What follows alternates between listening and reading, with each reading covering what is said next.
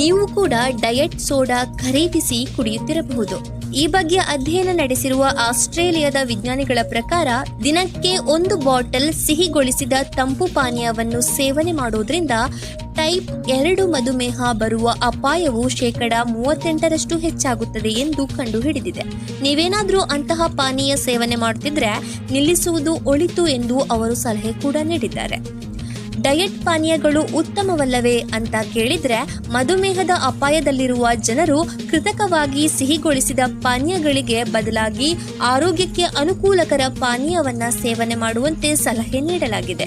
ಸಂಶೋಧಕರಿಗೆ ಇದು ಹೇಗೆ ಕಾರ್ಯನಿರ್ವಹಿಸುತ್ತದೆ ಎಂಬ ಬಗ್ಗೆ ಇನ್ನೂ 100% ಖಚಿತವಿಲ್ಲ. ಆದರೆ ಕೃತಕ ಸಿಹಿಕಾರಕಗಳು ದೇಹದ ಇನ್ಸುಲಿನ್ ಅನ್ನು ನಿಯಂತ್ರಿಸುವ ಸಾಮರ್ಥ್ಯ ಅಡ್ಡಿಪಡಿಸಬಹುದು ಅಥವಾ ಕರುಳಿನಲ್ಲಿರುವ ಸೂಕ್ಷ್ಮ ಜೀವಿಗಳನ್ನು ಗೊಂದಲಗೊಳಿಸಬಹುದು ಎಂದು ಅವರು ಹೇಳಿದ್ದಾರೆ.